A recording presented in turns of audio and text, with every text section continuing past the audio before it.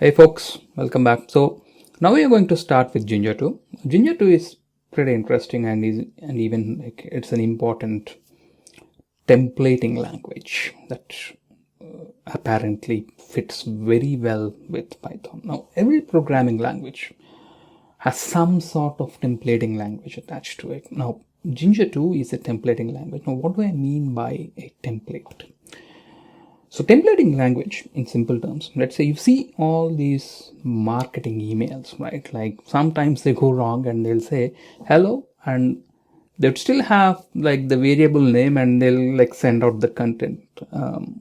So that's template. So most of the times leaving 2 or 3 variables, you have the complete body, complete constants, and it applies to many different scenarios. For example, if there were like 1,000 different users and some sales company wanted to send out a discount but personalize it to their name, they would say hello and the template would be so and so, and then what they would do is like the body would still be the same and this particular template would get the variables from their source, probably a database or a file or something else which fills in. So Jinja2 is essentially a templating language for us. Now, there are different types of data structures, control structures, filters and everything, but for us, there are only 5 to start and to develop our templates. One is the variable. Now, this is going to be like the starting point. So what do I mean by a variable? Something which changes, right? So something which gets picked from some time. What are the other things that I have? So it can also be used for small scripting or expanding some of the elements. So there is a for loop. We'll see like where we'll use for loop. There is a conditional. So for and conditional, if are your control structures. Now, why do we need a for and if I am only speaking about the basic constant template? We'll see like why and when we need a conditional is something that we'll see in the context of the networking, in the context of like writing our own code. How do you set a new variable within the template is with the command or the keyword called set. And finally, a comment is something that you would say hash with the curly braces. Now, if you have observed it very closely, the variable, so everything is enclosed in a curly bracket. Now, the variable will have an additional curly bracket. So, in short, variable will have double curly braces, and a conditional will have a curly brace and a percentage sign, right? The other one would be a curly bracket and a hash. That's the comment for you. Now, with the knowledge of this, right, you don't need any of the remembrance or the rules or anything. These are pretty basic, and believe me or not, you can like pretty much automate or get a basic template or a working template for most of the production environments with these rules. So let's start with something very basic. Now, what is the first thing that we need for Jinja2 to go alive? So the first thing that we need is installation. Say pip install Jinja2. It's a Python installation package, and this is how we will install it in our environment. So let's go here, and first and foremost we need to source testing Juno CCNT. I think it's pin activate. We are in our virtual environment. I'll say it should have all, like, pretty sure it's already there from some of the other packages, but let's pretend it's not there. So pip install Jinja2. So as I've said, like, it's already there, like it's been like satisfied by some of the previous packages that we have installed, but this is how you probably install a Jinja2 if it is only standalone. Now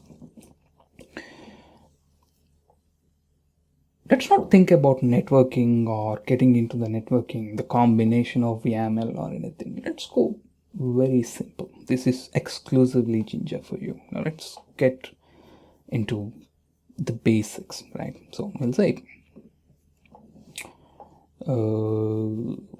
parts variable, no, simple variable Jinja2.py. Now let's develop the thought process here. First things first, let's say we'll create a template. Okay. Oh, before that, my aim is to print hello and a name given the variable as name.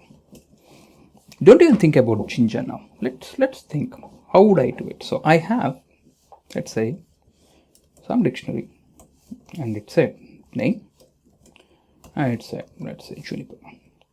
Now I want to say hello Juniper from this. So I'll say print f string, I'll say hello, and how do I call this variable? Now, just to ease out things, I'll say name, it's a dictionary, and we'll access the name, and here we'll say name.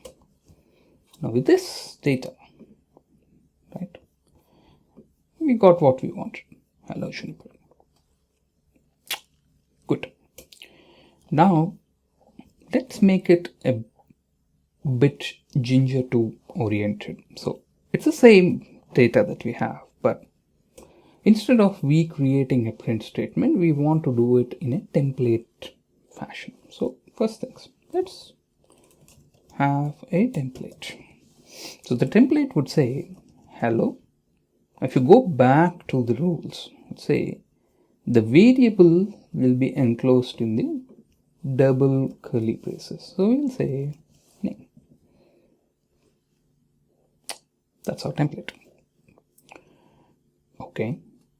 What's the data for the name? And so this variable and this variable should match, because that's how we can relate as well, right? So the name is Juniper. Now, how do we start the process of associating this with the Jinja2 package? Now, you have the template, right? So we'll say from Jinja2 import something called template. Okay, got the template. What does this template do? So it's basically a class. Now, without going into a lot of details, this is an interesting one. It's a Python object, and what it does is, like, it can take in your template, and then whenever you pass the data, it is going to render your data and the template and give you a final output. Now, what do I mean by that? So I have the template and the data. Now this template has to be fed into Jinja2 templating library for us to use Jinja2 to chew in this data and then get the result. So we'll say load my template into Jinja equal to, we'll say template, and we'll give template. So that loads your template into Jinja2 template. What does this look like if I print now? You're not yet there, but I'm just curious on how it would look like. You can see like it is into a template object and it has a particular memory location. Fantastic. Now, we loaded the template into Jinja. How do we ask this load template to use the data to get us the final value that we are aiming for? So we'll say render my final data, use this loaded template, and then there is a function called render. So this method accepts the same argument as the dict constructor and says this is what it is like or this is what it is like. So it needs a dictionary to go into, and this is a dictionary for us. So previously we loaded the template into Jinja. Now we are going to render the data. Now finally, let's print my rendered data. If I go back, and sure enough, we can see that we have first created our template and then we have printed it. So this is how simple it is. Now, if you have not seen Jinja2 before, this has a lot of scripting advantages. We'll go through a couple of examples in the next video as well, just to ease out like a for conditional and list. So we have seen what is a dictionary. Now we'll see like how do we operate on a list, and with the for loop, how do we like print out multiple names. And after that, we'll start going into a couple of examples where we generate OSPF configuration, deploy it to the device, BGP configuration, deploy it to the device, so on and so forth. So thank you so much, and I'll see you in the next video.